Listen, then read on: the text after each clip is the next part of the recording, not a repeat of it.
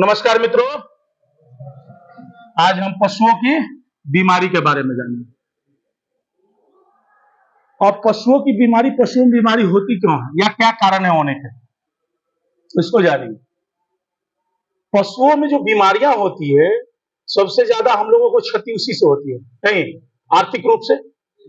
कारण एक कि अगर पशु बीमार हो गया तो जो उत्पादन है उसका, माना हमारा दूध का हो या गोबर का हो या मूत्र का हो, उस पर भी प्रभाव पड़ता है, जिससे आर्थिक क्षति होती है। उत्पादन घट हो, कम गया तो हम बेच नहीं पाएंगे। दूसरा, उसमें लागत लगेगा। हम अब बीमार हो गया तो उसकी इलाज करानी पड़ेगी, नहीं कराना पड़ेगा। अब इलाज कराना पड़ेगा तो उसमें हमें पैसा देना पड़ेगा ना डॉक्टर को, तो और एक्स्ट्रा खर्च बढ़ गया। मतलब आर्थिक रूप से हमें क्या होती है, क्षति है। इसके कारण क्या है, कौन कौन कारण कौन कौन से हैं जिसके कारण पशुओं में हमारी बीमारियां आती है, उसके कारक कौन है, उस कारक को जानेंगे और उसके कारण कौन, क्या कारण हुआ। तो पहला कारक है पोषक तत्वों की कमी। आप नोट कर सकते हैं, पहला पोषक तत्वों की कमी। पोषक तत्वों की कमी के कारण पहला, इससे 50 से 60% बीमारी पशुओं में होती है।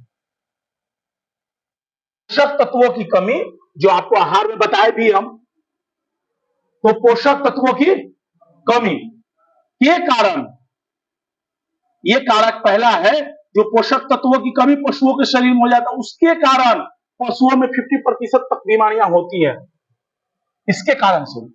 दूसरा है जीवाणु के कारण, दूसरा जीवाणु। तीसरा है विषाणु के कारण, विषाणु। तीसरा है विषाणु, दूसरा है जीवाणु। पहला पोषक तत्वों की कमी के कारण, दूसरा जीवाणु के कारण, और तीसरा विषाणु के कारण।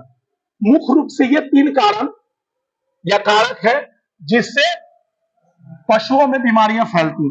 अब हम अलग अलग रूप और स्वरूप में हम जानेंगे कि ये सब कौन कौन से बीमारियों को पैदा करता है और उसका हम उपचार क्या कर सकते हैं या उसके लक्षण क्या होंगे, हम एक एक करके जानेंगे।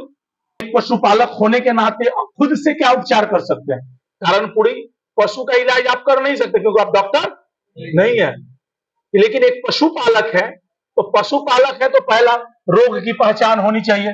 तो आप रोग को ट्रैक कर सकते हैं कि ये लक्षण है सॉर्बोथेलियल, एक मतलब यह बीमारी उत्पन्न हो रहा है, तो आप डॉक्टर को जब फोन कीजिएगा या उसके रोकथाम के लिए क्या हम पहले ही व्यवस्था कर सकते हैं, ये आपके हाथ में है कि हम रोकथाम क्या कर सकते हैं, रोकथाम के उपाय बताए जाएंगे, बताएंगे तो आप जान जाइए। दूसरा, अगर कारण वैसा उत्पन्न हो रहा है, नहीं रोकथाम हुआ, बीमारी हो रही है, तो जब लक्षण प्रकट हो जाएगा तो हमसे संभवतः क्या होगा वो करेंगे। और हम डॉक्टर को तो बता सकते हैं ना कि ये लक्षण उत्पन्न हो रहा है, हमको डाउट है कि यह बीमारी हो रहा है, तो डॉक्टर भी, जो पशु के डॉक्टर है, वो जानेगा बड़ा होशियार पशुपालक है, मतलब सजग है, मतलब जानकारी रखता है, इलाज करने में भी आसानी होगा, है कि नहीं। इसलिए जानना बेहद जरूरी है। कारण बहुत कारणों में लक्षण वैसे उत्पन्न होते हैं, हम उसको नजरअंदाज कर देते हैं।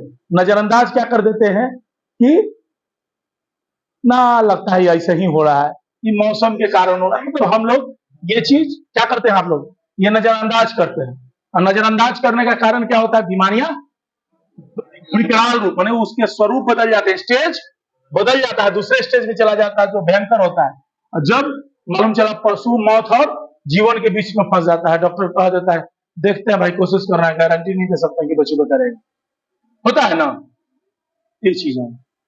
तो जानेंगे। दूसरा चीज है, अगला बात यह है कि ये तो कारण है, लेकिन बीमारी को जानने के लिए पशुओं में सबसे पहले कोई भी बीमारी लगभग होता है तो उसमें आता है मामला बुखार, कि पशु को बुखार, यह बीमारी है तो इसमें इतना फॉरेनहाइट, यह बीमारी है तो इतना फॉरेनहाइट। तो सबसे पहले तो हम जान लें कि पशु का सामान्य तापमान होता कितना है, तब हम बुखार चेक करेंगे जी, है पशु का हम बुखार जान ले पहले कि सामान्य बुखार होता क्या है। तो सामान्य बुखार 101 से 102 होता है पशु का, 101 से 102 के बीच में है तो उससे पशु का शरीर का सामान्य तापमान मानते हैं। जैसे इंसान का होता है 98.98 है या 98.5 करीब है, तो मानते हैं कि भाई नॉर्मल है, बुखार नहीं है, शरीर का सामान्य तापमान। वैसे ही पशु का, गाय भैंसों का 101 से 102 फ़ारेनहाइट होता है। बुखार किस में नापा जाता है? फ़ारेनहाइट में।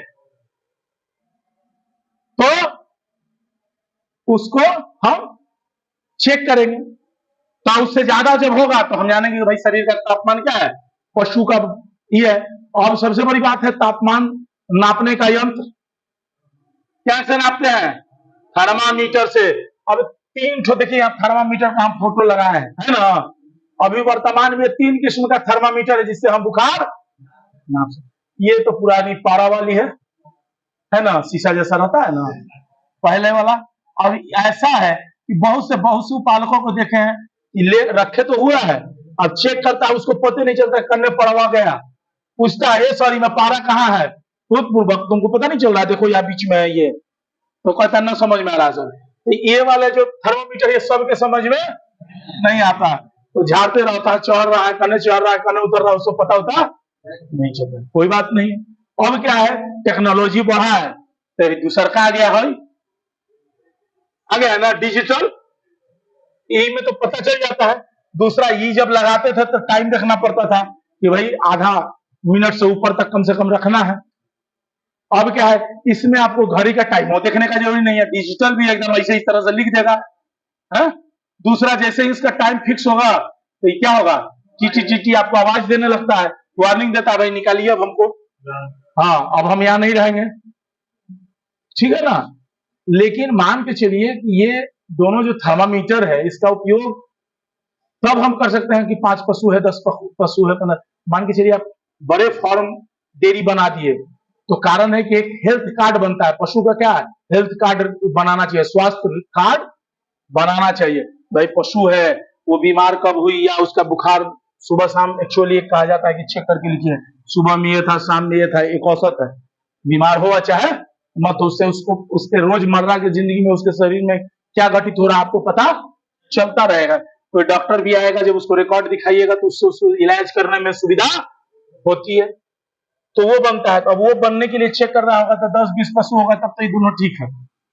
लेकिन 500 पशु आपके पास है, तो क्या कीजिएगा, मान के चलिए कि मिनट भर लगाने, निकालने, देखने में 1 मिनट में 500 पशु है, तो 500 मिनट लगेगा इससे, तो 500 मिनट कितना घंटा हो गया, तो 8 दूनी का 16 घंटा सुबह शाम चेक करना है। एक आदमी की ड्यूटी लगाए रखी है यही चेक करने के लिए। एगो ना चेक होगा तो 4-5 गो थर्मोमीटर लगा के दे दीजिए, तो ना जल्दी समय का बचत होगा, तो जल्दी चेक ही नहीं होगा। तब उस केस के लिए क्या है, हम इसका उपयोग करेंगे, सेंसर, लेजर सेंसर।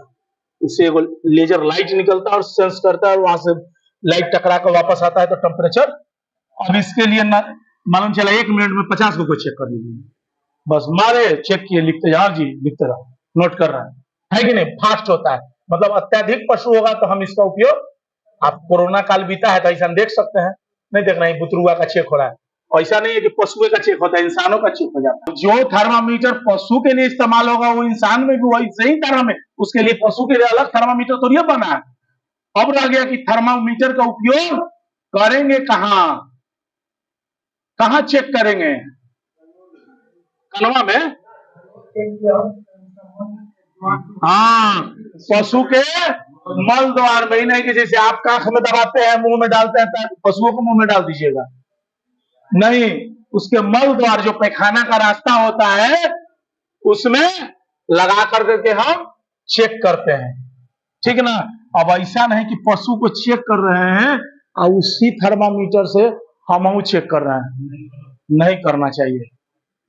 इंसान वाला से पशु को हो जाएगा, लेकिन पशु वाला का जिसको पशु में उपयोग में ला रहे हैं ना, अब इसका हो सकता है, ये तो भाई दूर से हो रहा है सेंस लेजर से, तो इससे तो उपयोग कर सकते हैं, लेकिन बाकी जब हम बॉडी इंटर कर रहे हैं तो पशु के भाई मल द्वार में लगा रहे हैं, इतना भी उसको सैनिटाइज कर दीजिए, तो इंसान में उसका उपयोग नहीं करना चाहिए।